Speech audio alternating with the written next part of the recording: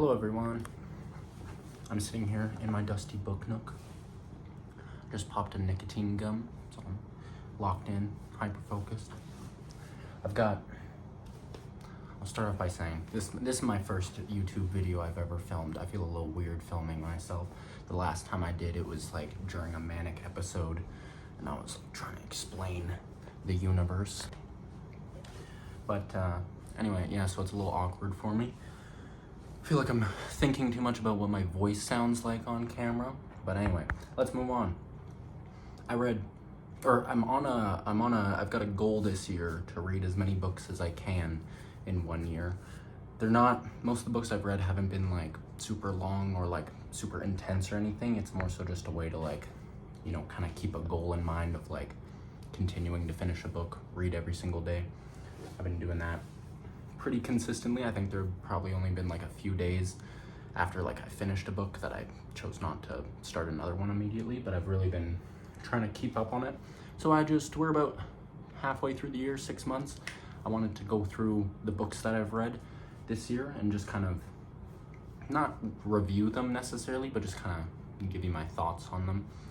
I don't have a lot of people in my life that I'm like, or like have necessarily read the books that I've read. I really like to talk about them, and so I've been going on Reddit a lot, and there have been some really good interactions with like people online on Reddit, but then a lot of the time it gets kind of snarky, so it's not my favorite. So yeah, that was a horrible introduction. If you have read any of the books or want to read any of the books that I've read on my list, leave a comment. I'd love to discuss it. If you want me to read a book in particular and talk about it, if you enjoyed this video, let me know. But we're gonna start. The first book that I finished in 2026 was the Nicomachean Ethics, I think that's how you pronounce it, by Aristotle. It was kind of mid for me. I don't know, maybe I'm not smart enough. I know it's like a philosophical text, and like maybe that is where I kind of got lost. Like it was just like, it really felt like a university lecture. Like it felt like you're listening to someone just talk about these subjects, and like he uses a lot of metaphors or like examples in real life. This it's far away, or it's like the earliest book I read, so it's not fresh on my mind. What I took from it was a lot of like moderation is kind of the key to living a good life, but like he also kind of suggested that like you have to be in a certain like social or like class position to really enjoy life. Like he talks about slaves and women in kind of like not weird ways, I guess, just very dated ways, and like didn't really see it as a book that like changed my life or like really helped me understand anything about my life. So I don't know, I think that would probably be a better book to read as like a discussion in a classroom, maybe with a lot of other opinions. I think as a solo read, I wasn't annotating, I wasn't like taking notes on it. So I didn't get a lot from the Nicomachean Ethics. I also feel like there were a lot of times where I just kind of zoned out and I wasn't really paying attention because I did not find it super enjoyable. I would like to read more philosophical books and whatnot, but I don't know. Not my favorite. Moving on. The Book of Disquiet, I've got that one here. Fernando Pessoa. I think the cover art is what really drew me to it. But this one I did not finish. There are only 2 books on this list that I have not finished. I got about like halfway through, so I did my due diligence with it. It wasn't that I didn't like it. I honestly, like, there are some moments in here that like gave me really intense like emotional experiences. Like I really felt heard in a lot of this. I also started reading it when I was like, I just ended a long-term relationship, and I was like really alone on my own for a little bit, and so I wanted to kind of like read something that would like echo the kind of emptiness and like the discomfort that I was feeling at that point in my life. And this really did a great job of it. The reason I stopped finishing it was because I was getting depressed reading it, because I feel like he was not maybe in the best headspace. So he got a lot of insight into a person living that kind of life, but it was really hard for me to get through at times. But yeah, like, really beautiful writing. It's all like small kind of sections, like they're not necessarily connected super well. It's more of like a compilation in a way. And there are a lot of through themes, a lot of like in a, I don't know, like championing like what is it, like abstaining or like rejecting the need to like do anything, which I think maybe I'm not explaining that well. I feel like that in a world where it's like everyone's super hyper productive, you got to be like efficient all the time. You're always like trying to improve and, you know, gain more wealth and like just constantly striving for more. I feel like this really made me feel heard, where I'm like, maybe, you know, trying to be the best and constantly doing the most isn't what life is all about. And he also talks about how, like, you know, in his mind, he's the greatest, or like he might be the greatest poet ever. He uses characters that are himself, but they're not himself. It's not a good explanation of the book. You should check it out if you maybe struggle in your life, or you feel lonely, or you feel like maybe you're not heard all the time. I don't know. It did connect really well with me. I would definitely like to go back, maybe read it from the start, maybe just pick up where I left off. But I was depressed. Not the best book if maybe you're in the throes of it, you know? Okay. Breakfast of Champions. Kurt Vonnegut, one of my favorites. Not this book, but Kurt Vonnegut in particular. Love him so much. I love short books. I love funny books. He puts drawings in his books that are always really interesting. This one's cool. It's like about a guy kind of losing his mind, and then an author who is like a surrogate for Kurt Vonnegut, kind of writing the characters in the book. It's like postmodern. There are levels to it, but it was funny. It was fun. There are some really good insights in here. Like at the end, there's this artist that everyone hates his paintings. The townspeople hate his paintings. They think it's kind of ridiculous. But then at the end, he like explains it, and it's basically this, like, I think it's an orange canvas or maybe a green canvas with like one stripe down the side. So very like, you know, what you'd see in like maybe contemporary art galleries that people kind of shit on, you know, like the banana taped to a wall. Like, it's so easy a child could do it. But he explains that the green canvas with the orange beam is the like beam of light inside, the unwavering beam of light inside every human being. And it made me, I'm getting emotional thinking about it now. It was just really beautiful. Like, and he said like art, or people would appreciate art a lot more if artists actually talked about their work. Just love that. That wasn't even like necessarily the central theme of the book, but I found that's what's the best about Kurt Vonnegut. You get some silly little things, and then you have these moments of like a paragraph that are just some of like the most insightful little moments. It's like your grandpa's telling you a story. God. Moving on to emotional. Okay. Divorcees, Rowan Baird. It's about a woman who goes to, I think, Reno, and she has to live there for like a period of time before she can officially divorce her husband. It's kind of, I think it's in like the 60s, maybe earlier than that. I don't know. It's like in the past. And so they would have to, divorce was maybe only legal in certain states, and you'd have to like prove that you were living without them before you could officially get divorced. I think that was it. It was a good book. Like, it was an easy read. I picked it up because I wanted, after like Nicomachean Ethics and the Book of Disquiet, I was like, I need some easier reads. So like Breakfast of Champions I had read before, so I came back to that one. Did the Divorcees. It was sweet. Like, a lot about just like, you know, a woman reclaiming, like her own life and like not having the support of her father anymore, not having the support of her husband. So she's kind of just totally on her own. And I thought it was really sweet. Not like, I haven't thought about it a whole lot since, but I really did enjoy it, and there were some very heartfelt moments in there. Next was The Catcher in the Rye, J.D. Salinger. This one, like, kind of freaked my mind a little bit. Like, I really didn't think I was going to be into it. I'm always reluctant with, like, old books or, like, it's not even that old, like, classics and stuff, because I feel like they're going to be dry and annoying, and they remind me of, like, high school and stuff.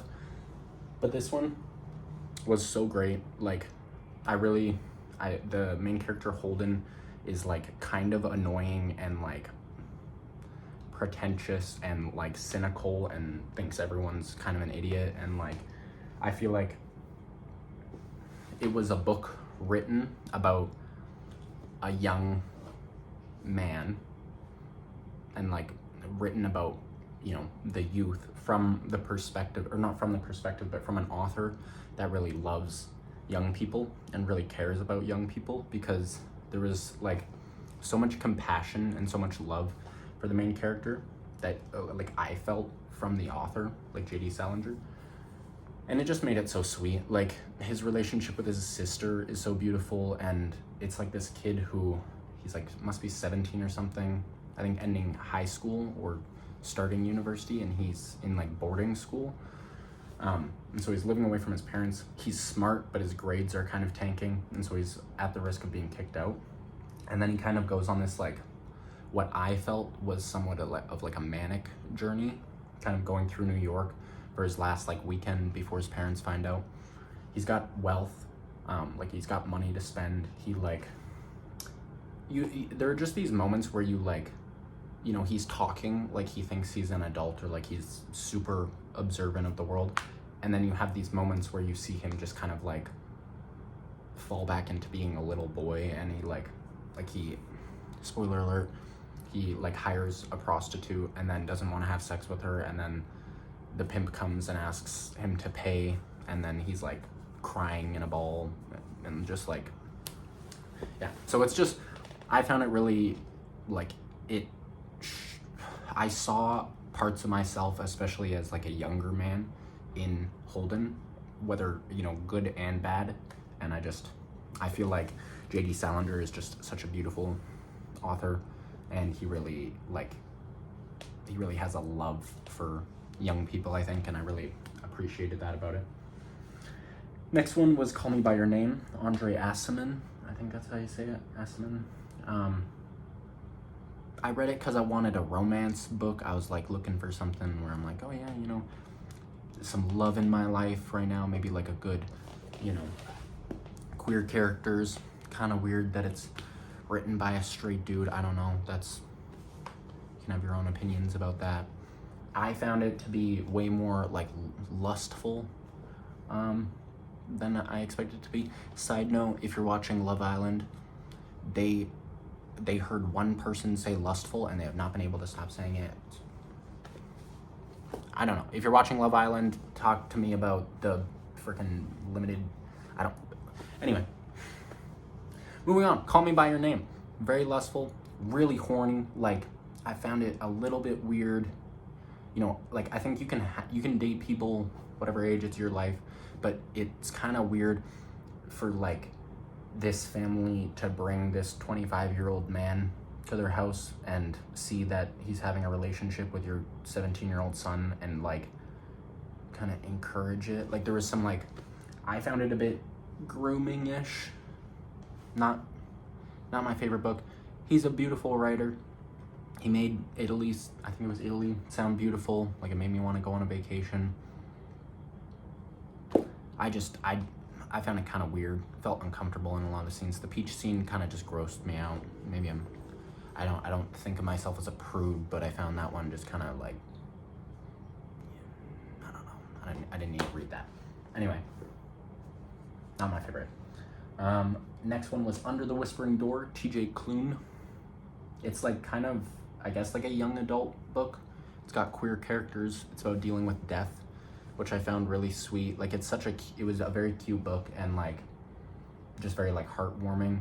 Like I feel like it'd be such a sweet like animated show. That's like how it looked in my mind, was like all the characters felt like animated characters. The ending kind of bugged me. No spoilers, but I just like, I feel like I would have appreciated more of like an acceptance of death rather than like a rejection of death at the end.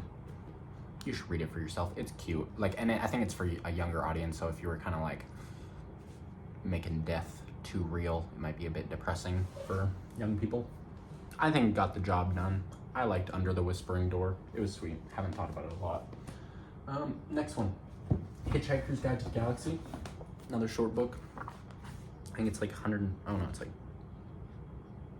yeah, it's like 150 pages, and then the rest is like just extra stuff, I think interviews or something like that. I did not care for this one. I like wanted to so bad. I was so excited to read it. I wanted like a funny book, short, easy to read. I know there's like a few, like it's kind of a series, like there are many different parts to it. I didn't read past it. I thought it was like silly and goofy, but I kept zoning out when I was reading it, and I feel like I barely even understood what was going on in the story. It's lots of characters' names, they just jump around. I really haven't thought about this one a lot since, and I didn't really care for it. But people really seem to love it, so please don't leave me hate comments. Thank you. Next one, Dubliners, James Joyce. I had read some kind of easier to get through books like that. I was trying to take a little break from anything, and then I was like, you know what, I kind of want to challenge myself a little bit. So I figured James Joyce Dubliners. It's super short. I was like, James Joyce is acclaimed author. I'm sure I'll get something out of this. I really struggled with this one. It's such a short book, and it took me like forever to get through for some reason. I was just not excited to pick it up. I think it's like 10 short stories. And I feel like it kind of goes through different age groups in a way. Like the characters get older, and then the ending is death. That's probably not a great description of it. It's a lot about Dublin. There's a lot of Irish stuff going on here. I'm not super familiar with Irish culture. I feel like I sound super ignorant here, and I know like this is like James Joyce is supposed to be a great author, super insightful. I think maybe in a study group, I tried to go on Reddit and get recaps of each short story, and it was funny because the first few were like, oh my god, this is so great, and then as it went on, everyone just got kind of more snarky and like frustrated with the book, and then a lot of the times I was like halfway through, people were like, this book is terrible, it's awful, I don't know. And I didn't think it's terrible. I'm sure I would get more from it the next time I read it, and like I think reading it in a group would do me a lot of good. I didn't take much from it. There was one short story where there's a baby involved, and at the end, like the father of the baby gets like really upset, and then there's like a description of the baby, like the fear from the baby, and that hit me pretty hard. Like it was very intense, and like the description of it was like very vivid. So yeah, there's definitely like, there were moments in here that I was like, holy shit, but or holy crap, but overall, not my favorite. Next one was Raising Hair by Chloe Dalton. It's about it's nonfiction. It's almost like, it feels like journalism in a way. Like she finds a hair in her backyard and then raises the hair, raising hair. It was cool. Like she described the hair very like thoughtfully, and like you could tell she was really like, she cared about it and she was really observing it. Talked about other animals as well. Really like just nice descriptions of nature, and like super enjoyable to read. I liked that one a lot. Nothing too crazy, like just really sweet. I feel like she could have kept writing. That was one of my complaints, was like, I think it could have been a shorter book, but I think she was just enjoying it so much that it probably could have been like 4 books. Like I feel like she just could have kept writing about it.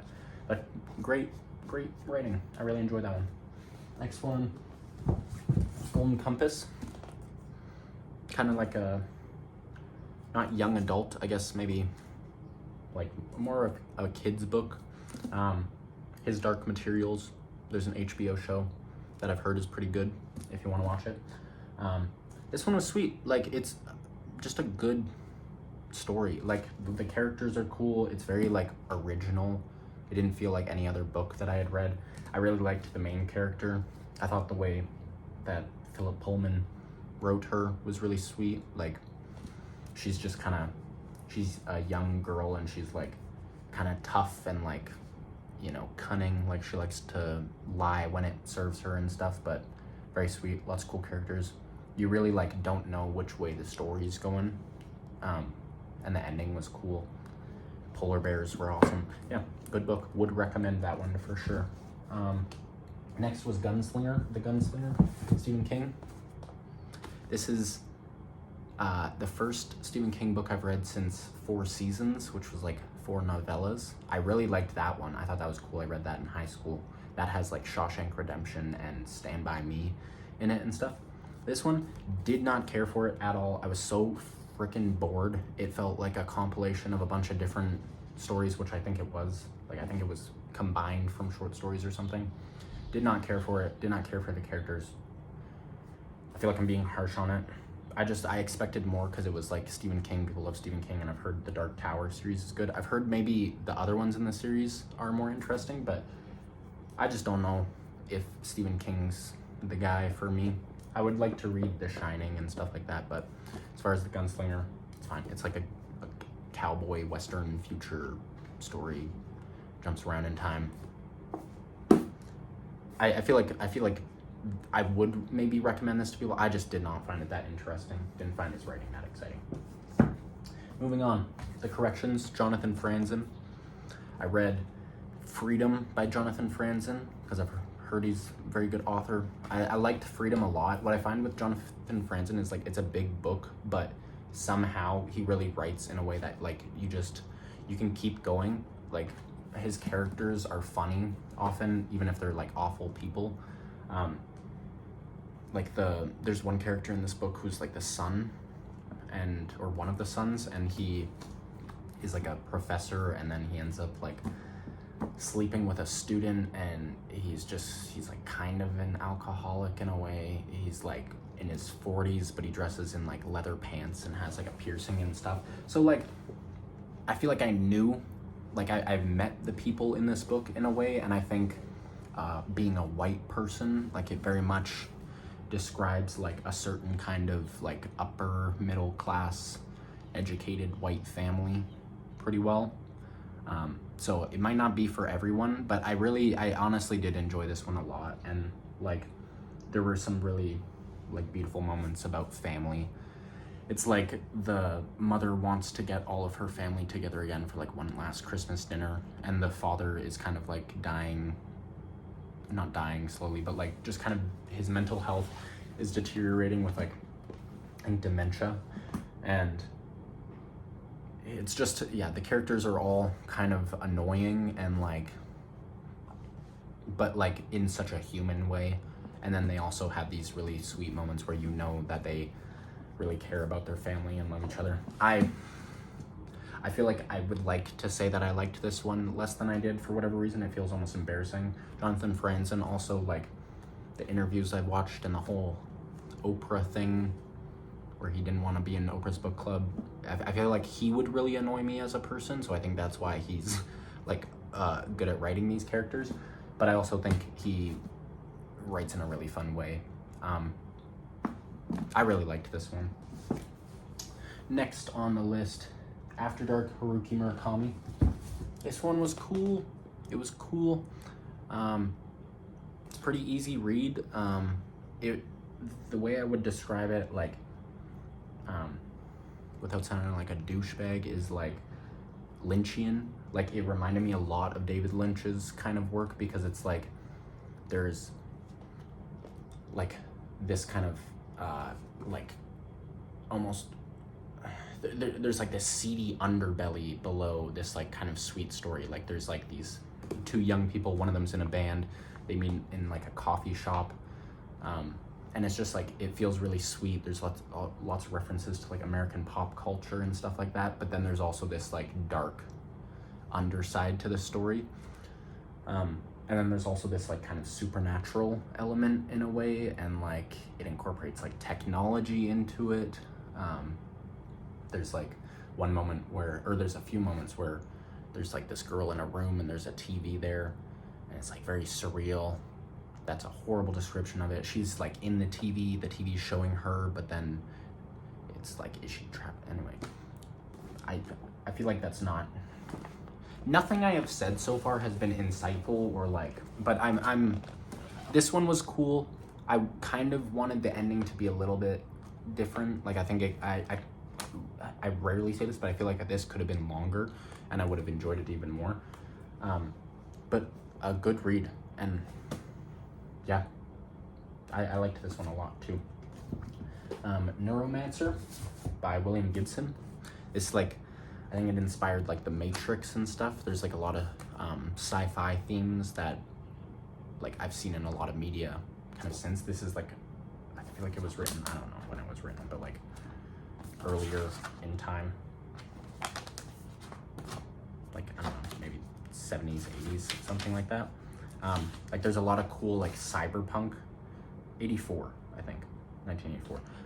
Lots of cool like cyberpunk elements, like Cyberpunk 2077, the video game. I feel like there were lots of parts from that were like inspired by this. I didn't finish this one. It kind of started, I think I got halfway through again. It like kind of started to annoy me. I feel like I could not get a good picture in my mind of like what was going on at a given time. There are a lot of characters and like there's like slang and like jargon that like he made up for it, and so I was kind of getting lost in that. Maybe it was just like not the right time for me, but I really didn't feel like this was well written, which was a big disappointment because I was really excited to read this one. Okay, I'm trying to finish this quick. We got like 5 more. Franny and Zoe, J.D. Salinger, by J.D. Salinger. That one was cute. It was like 2 or 3 short stories. I really liked the first one. Again, J.D. Salinger, like he wrote Catcher in the Rye, and again he writes like young men in a very accurate way that isn't always, you know, the most appealing, but I think is like really sweet, and you can really tell that he like understands young people. Like there's just these moments where like this young guy is like being like douchey and just is so ignorant to the fact that he's being kind of a douchebag, and like his girlfriend is just kind of like entertaining him in a way, and you can tell she's like a little bit annoyed by him. Maybe they're not dating, but anyway. And then there's also really like cute themes about like family and like sibling love, which I feel like again just goes to show how much J.D. Salinger like cares about that kind of stuff and how much he like empathizes with young people. That one I didn't like as much as Catcher in the Rye, but I would like to read it again.